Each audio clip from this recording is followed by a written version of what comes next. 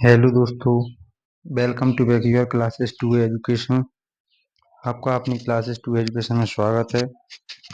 आज हम पढ़ेंगे प्रश्नावली 1.2 का प्रश्न नंबर 1, जिसका प्रश्न है सिद्ध कीजिए कि करनी 5 एक अपरिमेय संख्या है।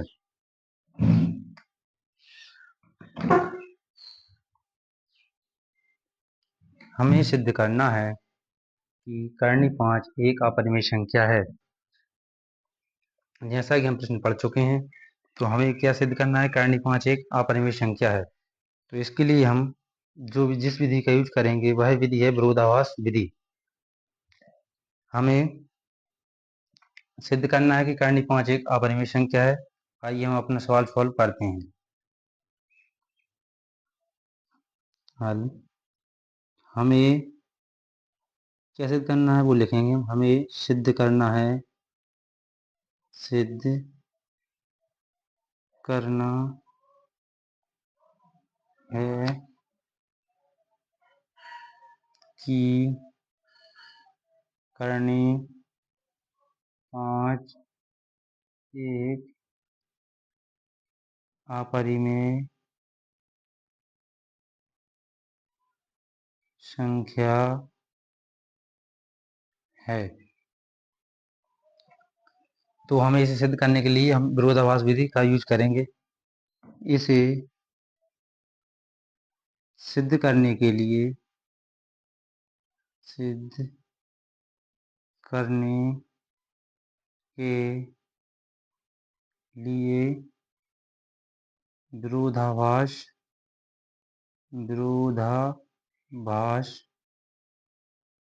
विधि का प्रयोग करेंगे। हमें सिद्ध करना है, सिद्ध करने के लिए हम विरोधाभास विधि का यूज कर रहे हैं। तो विरोधाभास विधि का मतलब होता है अपोजिट मानना। तो हमें क्या सिद्ध करना है? अपरिमेय संख्या है, तो इसलिए हम कैसे क्या मानेंगे? परिमेय संख्या। तो हम मानेंगे, माना करनी 5 एक क्या है? परिमेय संख्या है। तो हमें इसका अपोजिट मानना है। तो हमने माना करनी 5 एक क्या है? परिमेय संख्या है। परिमेय संख्या है, ठीक है। परिमेय संख्या है। तो परिमेय संख्या क्या होती है? पी बटा क्यू रूप में होती है, मतलब जो भिन्न के रूप में होती है संख्या वे कहलाती है परिमेय संख्या। तो हम पी बटा क्यू रूप न मानकर हम मानेंगे ए बटा बी। जो संख्या भिन्न के रूप में होती है वे कहलाती है परिमेय संख्या। तो हमने माना ए बटा बी, जहाँ बी क्या है? बी बराबर नहीं हो सकता जीरो के। जहाँ बी का मान कभी भी बराबर नहीं होगा जीरो के, मतलब जीरो नहीं आएगा बी का मान। और ए और बी क्या है? ए और बी एक सहअभाज्य संख्या है। सहअभाज्य को अंग्रेजी में बोलते हैं कोप्राइम नंबर। सहअभाज्य संख्या, या इसको बोलेंगे अंग्रेजी में को प्राइम नंबर हैं। कोप्राइम संख्या क्या होती हैं? कोप्राइम संख्या वह संख्या होती हैं जिनका गुणनखंड एक के अलावा कुछ नहीं होगा, कॉमन गुणनखंड। जैसे उदाहरण के लिए हम ले सकते हैं 2 और 3। 2 और 3 में कॉमन संख्या, कॉमन गुणनखंड होगा सिर्फ एक। एक के अलावा इन दोनों में कोई भी कॉमन गुणनखंड नहीं है। तो इसलिए हम लिखेंगे ए और बी का एक उभयनिष्ठ गुणनखंड होगा। क्या होगा? उभयनिष्ठ। उभयनिष्ठ को बोलते हैं कॉमन। उभयनिष्ठ गुणनखंड, गुणनखंड ए और बी का एक ओवेनेस्ट गुणनखंड होगा, एक मतलब नंबर एक ही होगा, एक ओवेनेस्ट गुणनखंड होगा। ए और बी का एक के अलावा कोई भी ओवेनेस्ट गुणनखंड नहीं होगा। आप हिंदी में भी लिख सकते हैं, अंकों में भी लिख सकते हैं। तो ए और बी का हमें क्या निकलेगा, वो कॉमन गुणनखंड ए एक निकलेगा। एक के अलावा अगर कुछ भी निकलता है तो ये क्या कहलाएगा, हमारा परिमेय संख्या को सहअवाच्य संख्या नहीं कहलाएंगे। तो हम आगे सॉल्व करेंगे। अब हम दोनों का वर्ग करेंगे, दोनों पक्षों का, लेफ्ट और राइट साइड का, दोनों पक्षों का वर्ग करने पर करनी 5 का स्क्वायर करेंगे, करनी 5 पे स्क्वायर लगा दी, और ए बटे बी का होल स्क्वायर।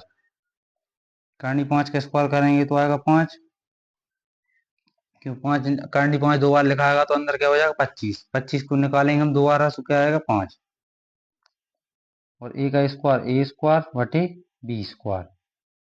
अब यहाँ बी का गुणा करेंगे 5 में, तिरक गुणा, तो 5b स्क्वायर, और यहाँ लिखा आएगा ए स्क्वायर। अब 5 गुणा में कहाँ पहुंच जाएगा, भाग में, गुणा की चीज कहाँ में पहुंचती है, भाग में। तो बी स्क्वायर बराबर ए स्क्वायर बटे 5। हमें क्या प्राप्त होगा, बी स्क्वायर बराबर ए स्क्वायर बटे 5। तो हम लिखेंगे, अब अगले पेज पर करते हैं, आगे सॉल्व करेंगे। यहाँ लिखेंगे हम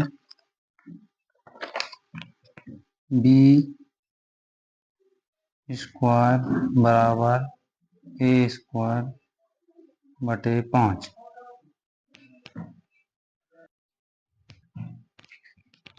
अब हम सॉल्व करेंगे आगे। यहाँ देखेंगे ए स्क्वायर बटे 5, मतलब ए स्क्वायर को हम 5 से भाग देंगे पूरा पूरा चला जाएगा, इसका मतलब ये है ए स्क्वायर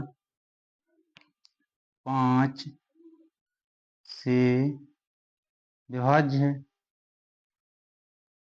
ए स्क्वायर 5 से विभाज्य है, तो ए भी 5 से विभाज्य होगा। मतलब अगर ए स्क्वायर का मतलब वो मल्टीपल स्क्वायर करेंगे हम, ऐसे मान लो यहाँ 5, ये 5 ही है, तो 5 का स्क्वायर क्या होगा 25। अगर वो 25 कट रहा है तो 5 भी 5 से कट जाएगा, तो इसलिए ए स्क्वायर 5 से विभाज्य है तो ए भी 5 से विभाज्य होगा। अब हम मानेंगे ए बराबर 5c, सी की जगह पर आप और कुछ नंबर भी मान सकते हैं, लेकिन आप सी मान लें तो अच्छा रहेगा। ए बराबर 5c। फिर दोनों पक्षों का हम वर्ग करेंगे, दोनों पक्षों का वर्ग करने पर, हम दोनों आगे सवाल क्यों कर रहे हैं, क्योंकि एक से हम कोई निष्कर्ष नहीं निकाल सकते एक समीकरण से, इसलिए हम इसको आगे बढ़ा रहे हैं। ये गुणनखंड रहता और मान सकते हैं। तो अब दोनों पक्षों का हम वर्ग करेंगे, ए का वर्ग करेंगे ए स्क्वायर, 5c का करेंगे तो 5c स्क्वायर, ए का वर्ग करेंगे तो ए स्क्वायर हो जाएगा, 5 का स्क्वायर करेंगे तो 25, सी का स्क्वायर सी स्क्वायर।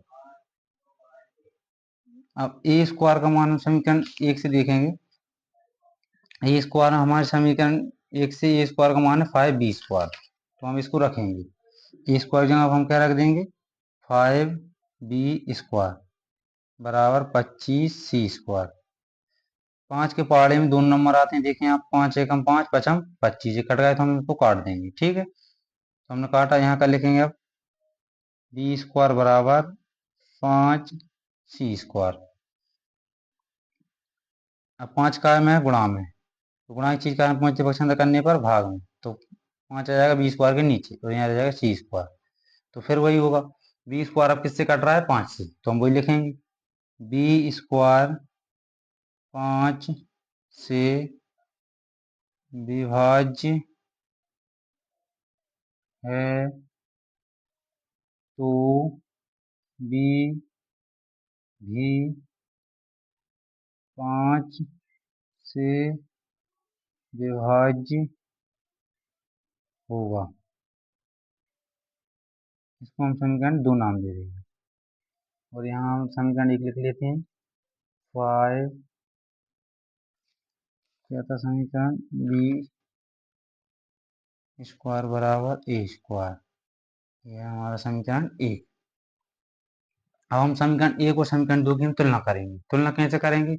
हमने क्या माना था? परिमेय संख्या ए बटा बी, मतलब ए का मान 5 के मल्टीपल में निकल रहा है गुणनखंड में, और बी का मान, बी स्क्वायर का मान, मतलब बी स्क्वायर या बी का मान, बी का मान निकल रहा है 5 के मल्टीपल में, मतलब गुणनखंड में, मल्टीपल यानी गुणनखंड में। तो हमने क्या माना था? कुप्राइम संख्या, कुप्राइम संख्या, लेकिन इनका क्या मल्टीपल नहीं निकलता। क्यों नहीं निकलता? इनका सिर्फ एक के अलावा कोई गुणनखंड नहीं होता। तो यहाँ तो हमारे गुणनखंड क्या निकल रहा है? 5 का गुणनखंड, और यहाँ भी 5 निकल रहा है। तो यह हमारा क्या हो रहा है? गलत हो रहा है। तो हम वही लिखेंगे अब। समीकरण एक व दो से हमने तुलना की है, वो हम लिखेंगे। समीकरण एक व दो से ए और बी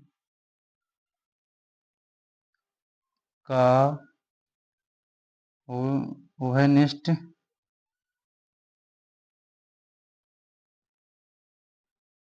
गुणनखंड 5 है। यहाँ हमारा ओहेनिस्ट गुणनखंड क्या निकल रहा है? 5। ए और बी से हमने भी देखा है। तो लेकिन हमारा क्या निकलना था? ओहेनिस्ट गुणनखंड ए। तो यह हमारा क्या हो गया? मानना गलत हो गया। तो हम यही लिखेंगे, यह हमारा जो हमने माना है उसका क्या कर रहा है? विरोध कर रहा है। यह हमारे मानने का विरोध कर रहा है। जो हमने माना था उसका विरोध कर रहा है। हमने क्या माना था? कि परिमेय संख्या, अगर परिमेय संख्या सिद्ध होता जब कब इसमें ओवेनेट गुणनखंड सिर्फ एक आता, लेकिन हमारा ओवेनेट गुणनखंड आ रहा है 5। तो ये हमारा क्या होगा? मानना गलत हो गया। तो अतः जो हमने माना था वो हमारा गलत होगा। तो आंसर क्या निकला? अतः करनी 5 एक क्या है? अपरिमेय संख्या है। हमने माना परिमेय था, लेकिन क्या सिद्ध हुआ? अपरिमेय संख्या है, जो हमें सिद्ध करना था।